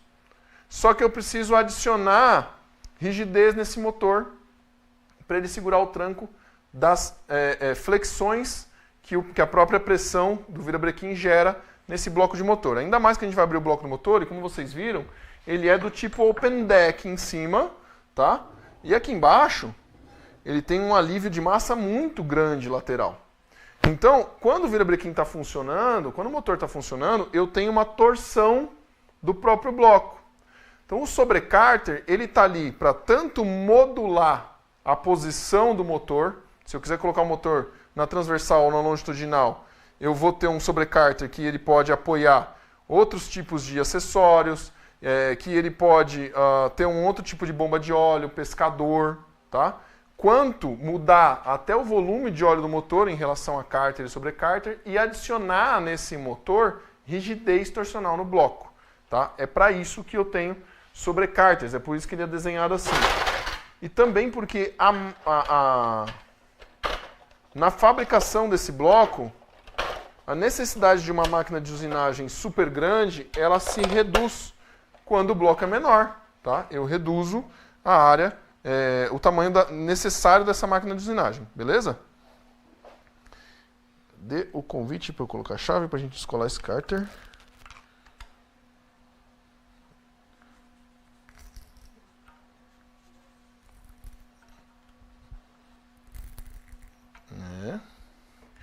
Coladinho, coladinho. E aí, alguém já respondeu como é que eles medem a temperatura de óleo no motor? A interpolação dos sensores. Quem que respondeu essa? Advanced Mechanics.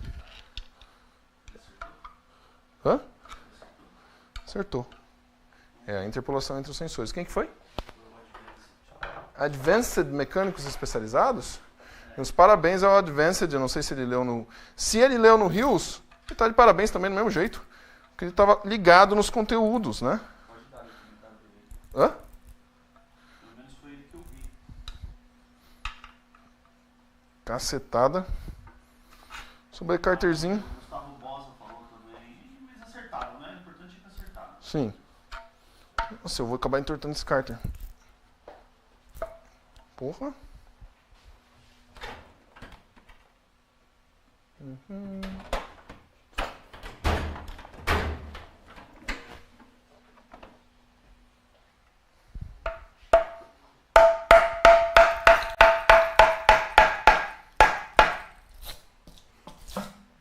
Agora foi.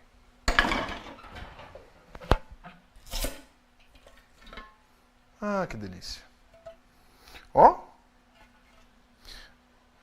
Isso é colocado por um robô na fábrica, vocês sabem, né? Quem aplica cola é um robô. Tem filete de cola pra dentro, ó.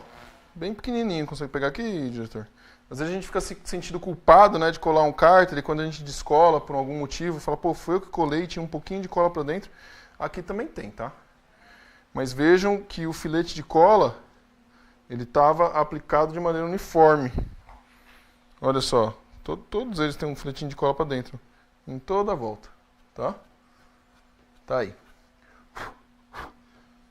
Nunca vi o óleo esse motor, não. O pessoal tá com dó do motor. Por quê? Você empenou o cárter. Assim, estou preocupado, mas é você vai remontar. Galera, vocês já desmontaram um monte de motor na vida, eu também. Esse aqui foi comprado para isso mesmo, é para estudo. Tá tudo certo. Entendeu? Cárter é aço, o resto é parafuso.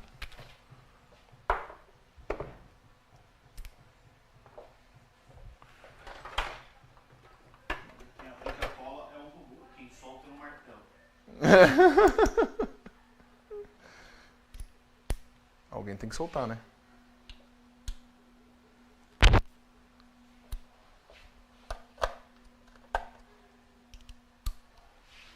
Vamos lá.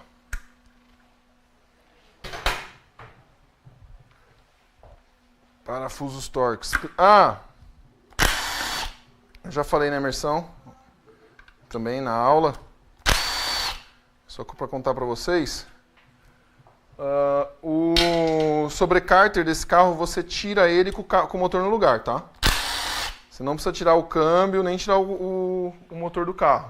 Tem dois parafusos aqui na região traseira, do sobrecárter. Só que ele tem os furos de alívio para você poder alcançar lá o parafuso. Ó. Tá? Então você não precisa remover o carro. Remover o motor do carro para ter acesso. Tá bom? Você consegue desmontar com o motor e o carro montado para poder ver virabrequim. Tá bom? Isso serve também para bomba de óleo, né? No caso dos motores 1.4, lembra? Que o sobrecárter do 1.4 é diferente, certo? Ó aqui, ó. Já vou mostrar para vocês. Eu tô com o sobrecárter do 1.4 aqui. Vamos lá. Aqui é tudo silicone, tá, pessoal? Na parte de cima do cabeçote, como vocês viram, tem junta. Parte de baixo tudo silicone, beleza?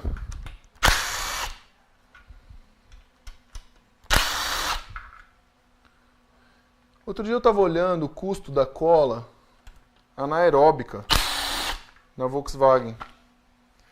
E aí o tubo da cola anaeróbica do EA888, por um acaso é um motor CHH, um motor alemão. Eu queria até verificar se o motor nacional... Nacional não, né? Porque nunca teve um nacional, mas enfim. Se, por exemplo, um CPL, tá? O motor de um Golf nacional, que aí é o CXD, não estou enganado, se ele usa a mesma cola. Mas a anaeróbica de cabeçote, ela custava R$ 2.500 o tubo de 50 ml. Eu falei, meu Deus do céu. A fábrica tem umas coisas que às vezes eu não consigo entender.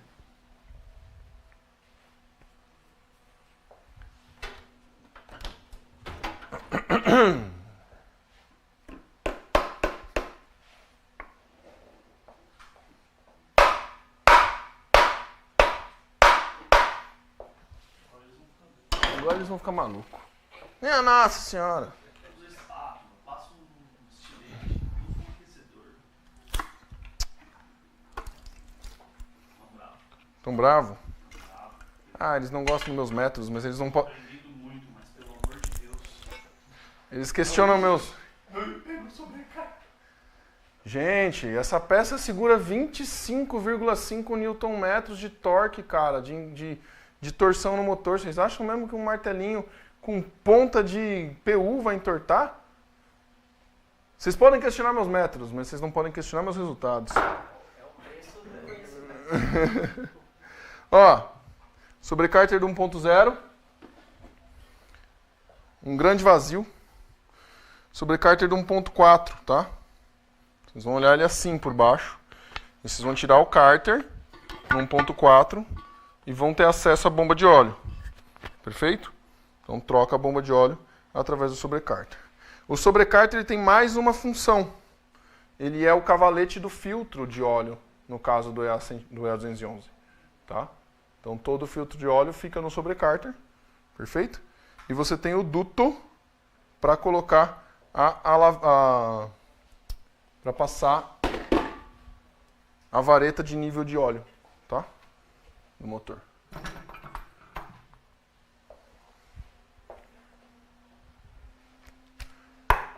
Ó.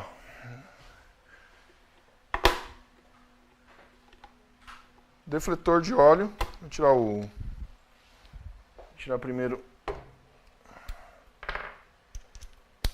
o nosso pescador.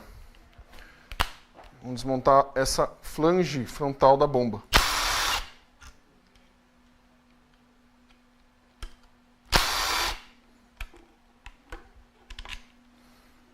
Pescador plástico, tem vedação, tá? Tem uma pequena vedação. Obviamente vocês não vão pegar vazamento nisso, né, turma?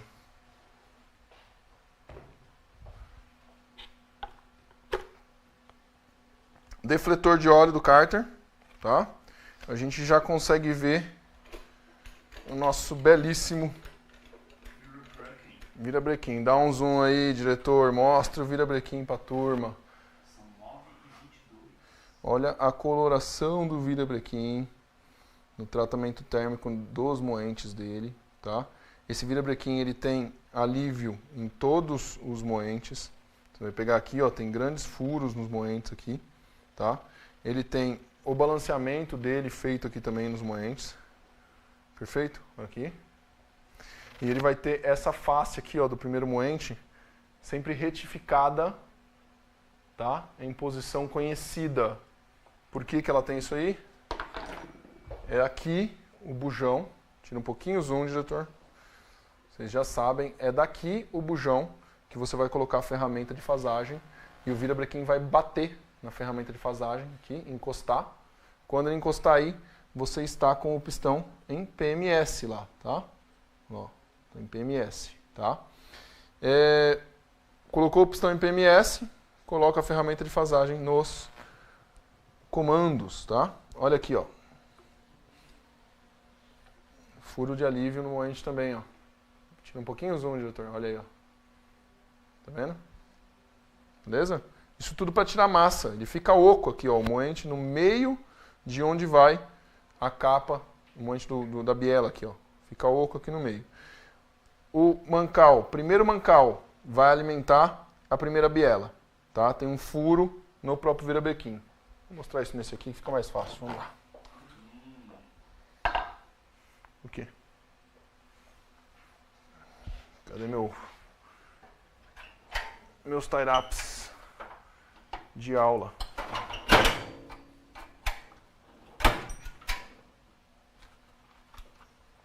Olha lá, turma. Primeiro mancal do virabrequim, tá? Ele vai alimentar a pressão de óleo na primeira biela. Perfeito? Só que eu tenho no turbo, para reduzir massa do virabrequim, eu tenho aquele alívio. No aspirado não, tá? Aqui, ó, segundo mancal de virabrequim, vai alimentar óleo. Cadê o furo? Opa. Segundo mancal de virabrequim, alimenta óleo na segunda biela. Você tá vendo como ela atravessa, ó? Olha que bonito, ó. Ele atravessa o virabrequim, ó. Tá? Terceiro mancal do virabrequim vai fazer a mesma coisa.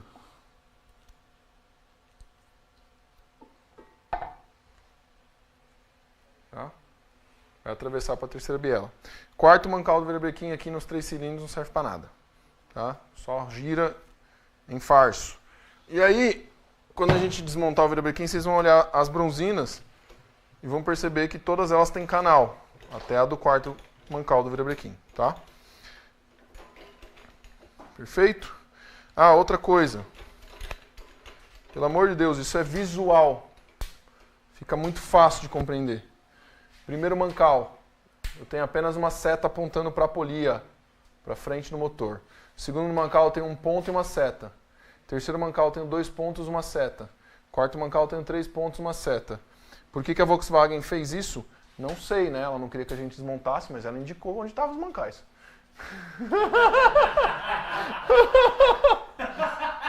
Eu realmente não sei. Tá bom? Eu fico realmente... Não, é sério. Eu fico me perguntando, cara. Hã? Aqui, ó. Vamos lá, ó. O segredo dos mancais do virabrequim 211. Primeiro mancal só tem uma seta apontando para a polia. Beleza? O segundo mancal tem a seta apontando para a polia com um ponto, para identificar que é o segundo mancal.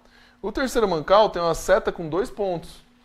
E o quarto mancal tem uma seta com 3 pontos. Então, não tem como a gente se perder ao desmontar. Mas eu não sei porque que a Volkswagen fez isso. Porque ela não queria que a gente desmontasse. Então eu não sei para que ela fez, tá? Tá aí. Vamos lá. Vamos desmontar a bomba de óleo. Bomba de óleo. Meu Deus do céu. Tá bom. Bora.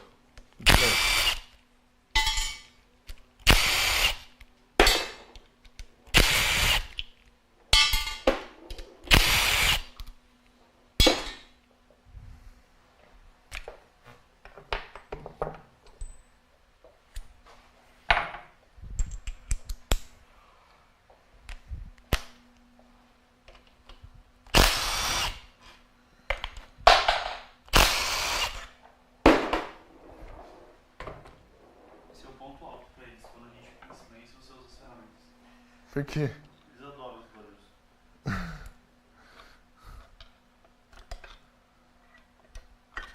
Agora o pessoal ficou mais tranquilo quando pegar o martelo? Tá todo mundo mais tranquilo? Ninguém ficou estressado? Tá tudo bem, gente?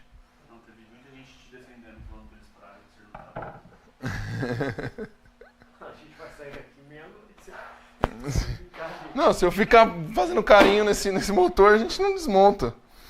Olha lá, pessoal, a gente já mostrou a bomba de óleo ontem, tá? Eu quero só passar um detalhe para vocês. Aqui, ó, como eu falei para vocês, a junta do 1.0 turbo e do 1.6, ela é diferente, e do 1.0 turbo, do 1.6 e do 1.0 MPI, ela é diferente do 1.4, né? Porque, obviamente, o 1.4 não tem a bomba aqui, como a gente já falou, tá? Aqui é o canal principal de lubrificação do motor, então ele controla, através dessa bomba, desse furo, uma válvula aqui dentro interna na bomba, tá? Ninguém me perguntou para que servem esses 2 furos na bomba aqui, ó. Alguém sabe para que servem esses 2 furos? Eu quero que vocês vejam aqui, ó. Esse furo aqui, por exemplo, ele se comunica com aquele furo usinado aonde vem um parafuso M10, tá? E esse segundo furo aqui, ó, ele tem um canal aqui no corpo da bomba, tá? E, cara, eu já estudei pra caramba isso aí. E no final das contas, eu vou falar pra vocês, só serve para prender o compressor de ar-condicionado, tá? Não serve para mais nada. Por que tem 2 eu não sei, é porque em alguns modelos vem um compressor diferente, o motor é modular, ele serve para muitas coisas, pode ser que nas Audi A4 seja diferente, então é por isso que eu tenho 2 ali, tá? Junta de aço, de novo, onde vai junta não vai cola, onde vai cola não vai junta, isso não é uma regra universal, tá? Ó, mancais montados, olha a graxa de fábrica, olha que bonito. Mostra para eles, diretor. Olha a graxa usada, o óleo de lubrificação usado na fábrica, ó. Olha só. Bom, a gente tem um número de série na face do mancal, TR 1781-650. Nós vamos verificar os outros mancais amanhã para ver se a gente tem alguma coisa parecida também no virabrequim, tá? Mas até agora sem surpresas. As bielas, enfim, todas elas com o mesmo part number, tudo igual, sem segredos. Bom, se eu desmontar esse virabrequim aqui, a gente pode jogar o motor fora, não é isso? Isso mesmo?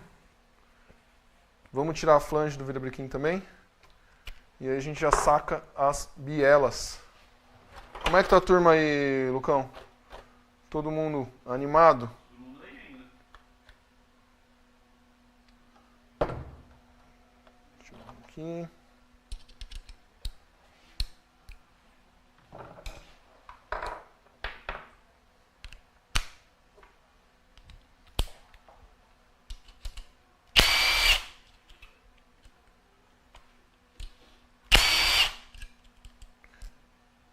Aqui atrás na flange vai cola, tá, pessoal?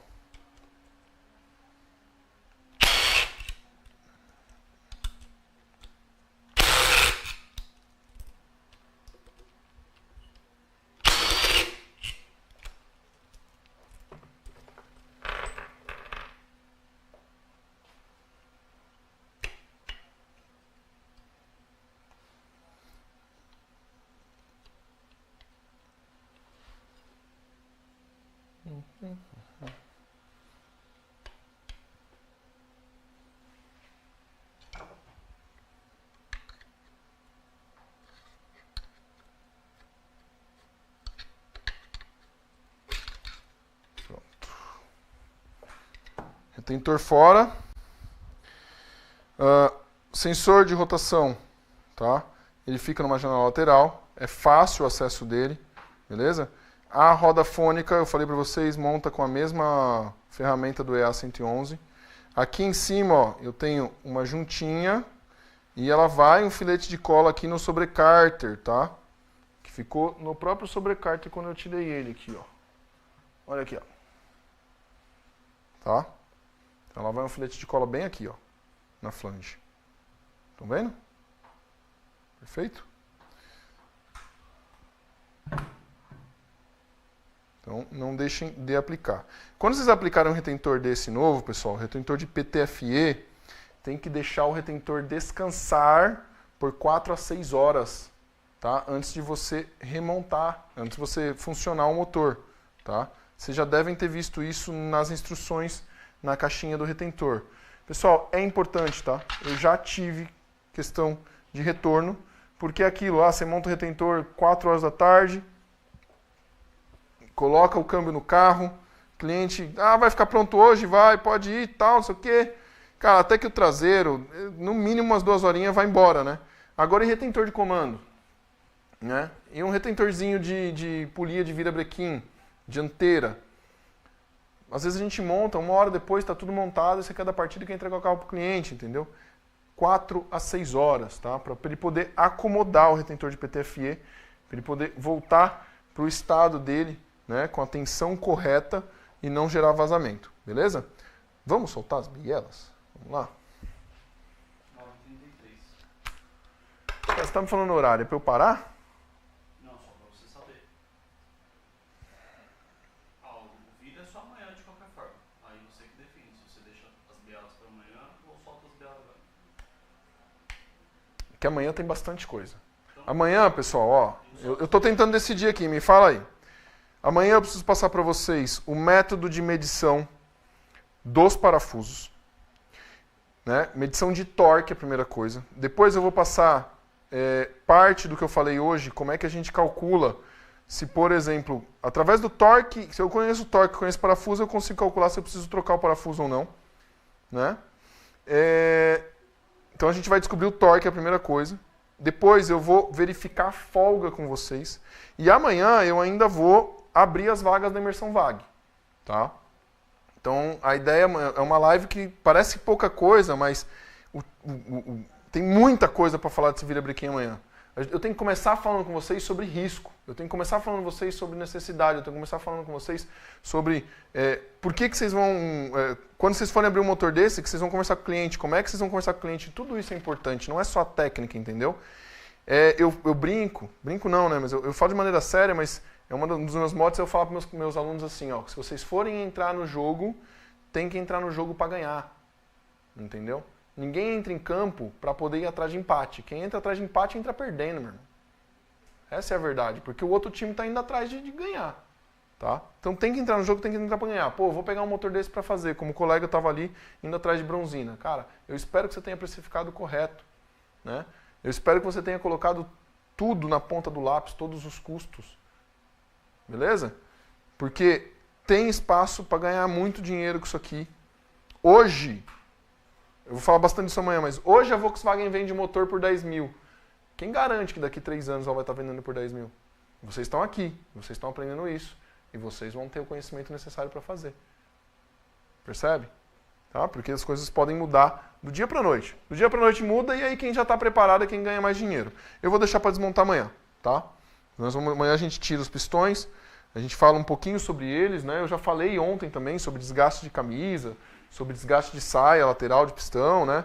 Eu acabei não falando sobre os insertos no primeiro anel de pistão que esse motor tem. É para conferir resistência, é uma característica técnica também. Falei sobre os diferentes tipos de pistões, porque o do aspirado ele é um pouco mais alto para dar mais taxa, o do flex ele é um pouco mais... o gasolina é um pouco mais baixo e o do flex é um pouco baixo e o do gasolina é maior ainda o diâmetro de retração do pistão, né? Que ele não é reto, né? Ele é mais côncavo, tá? O gasolina é mais pesado, a concavidade dentro dele, a gente já falou sobre isso também. Então, amanhã nós vamos desmontar esse virabrequim, nós vamos ver o torque, nós vamos ver folga. Eu vou deixar o motor aqui, ó, desse jeito, bonitinho. Fazer igual, vocês gostam assim, né? Assim, ó. Pronto. Depois das marretadas, um cobertorzinho. Isso, cobre ele, vai estar frio hoje à noite. Vai estar frio, tá? Então, quem não recebeu os materiais é porque não está nos grupos. Se você não está nos grupos, você vai no link da descrição e você entra no grupo. As senhas, a de segunda-feira está na live de segunda. A de terça-feira está na live de terça. E a de hoje, eu falei aí hoje já também, mas vou voltar a repetir, é lubrificante. Tá? Lembrando, todo mundo que assistir as 4 lives vai receber certificado. E não adianta querer me enganar, vai ter que assistir as 4 lives. Tá? A gente tem uma surpresinha aí, tem que estar nas 4 lives. E amanhã, 8 horas da noite, a gente começa com o estudo de torque e folga do virabrequim. Estaremos juntos. Buenas e até lá. Valeu!